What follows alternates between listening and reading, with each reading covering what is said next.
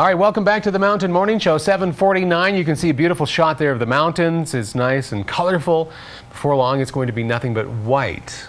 And we're going to be thinking about skiing. Dan Nebeker is here. Dan is with Bluehouse Skis, local ski company.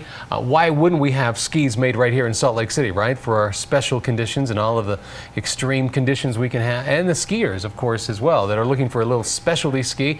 So Dan, welcome to the show. Thanks. Thanks for having me. You know, I've heard about Bluehouse Skis, but it's a name that maybe not too many people are familiar with. Why don't you give us a quick overview of how the company started and your involvement with the ski industry? Yeah, absolutely. We actually have some roots right here in Park City.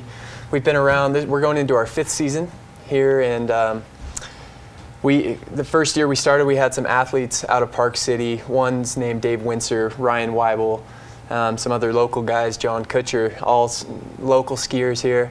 I was working at Deer Valley Resort, and we started this ski company, designing, shaping skis, manufacturing overseas, and then bringing the skis here and selling direct online through our website at wholesale prices.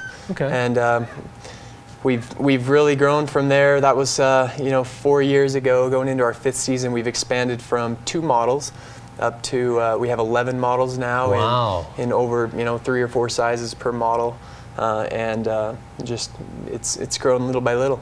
Well, congratulations. That's awesome. Thank you. I mean, because what is it, the first 18 months to 2 years is the toughest for any business to get started and to maintain some cash flow, and you're coming up on the 5th season now, so coming up obviously it's working. 5 years will be a big benchmark for us. We're excited to get over that, but I mean, really every year has been different. I wouldn't say one's been tougher than the other. It's also hard to say with this crazy economy we're living in, and but I think in ways our pricing strategy, our wholesale direct model, where we're cutting out the middleman and saving people hundreds of dollars, it could have worked to our advantage through these down times where we're selling skis for $300 to $400 rather than what you'd expect to pay in a retail shop of $700, $800 plus dollars.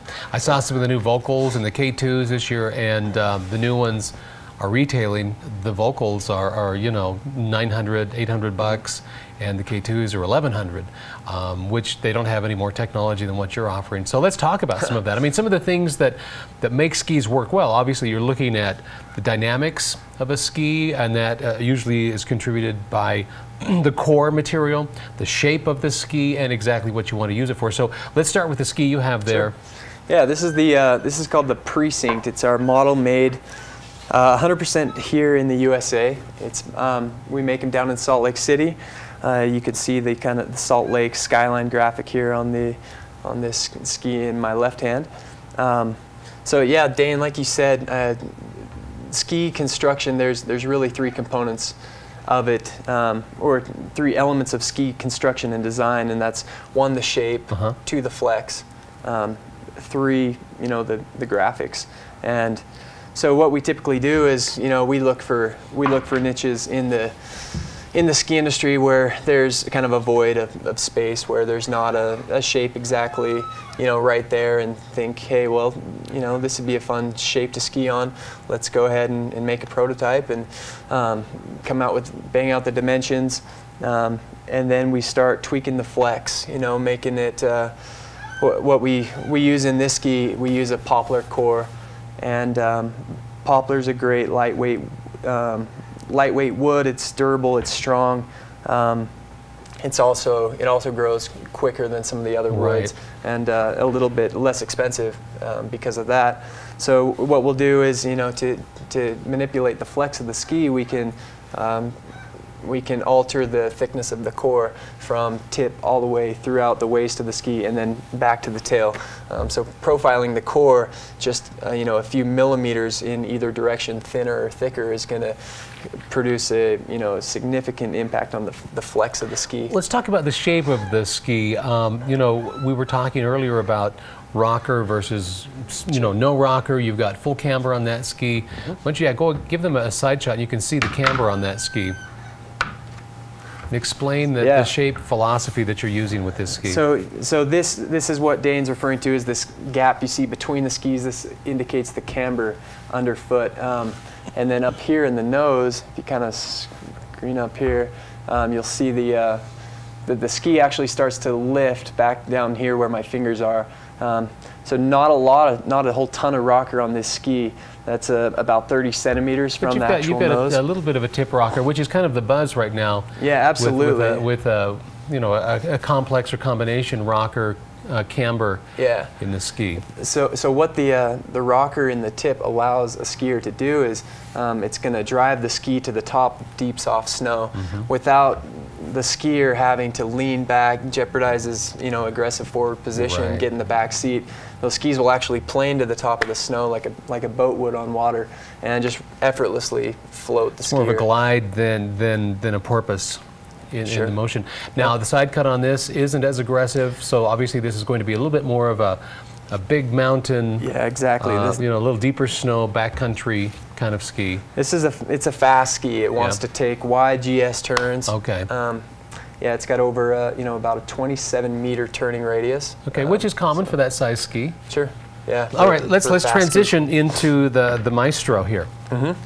Explain the differences that this ski has versus the. So the Maestro is Maestro's been our big popular top selling model for the last 3 years since we introduced it. It's a flat camber underfoot, so as opposed to the Precinct, you'll see that those skis are going to sit flat together. See, there's no camber, there's no distance in between. And then rocker both in the tip and tail. Okay. So it has some, you can see that very clearly. Advantages. You see the lift here in the tip, and even in the tail there's a little rocker as well. Also, so the big difference with the lift in the tail really allows the skier to smear turns a lot easier, kind of surfy. And yeah, you are going to sacrifice a little carvability, because you're losing some of the running length of the ski, and then also it's just at the lifted tip you don't have that edge to bite.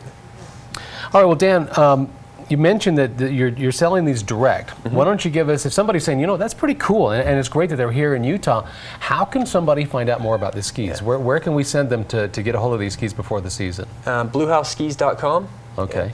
Come check out our website. Also, you can always go to our Facebook page. Find us on Facebook. It's Bluehouse Skis, and we're constantly, hooking up locals with coupon codes.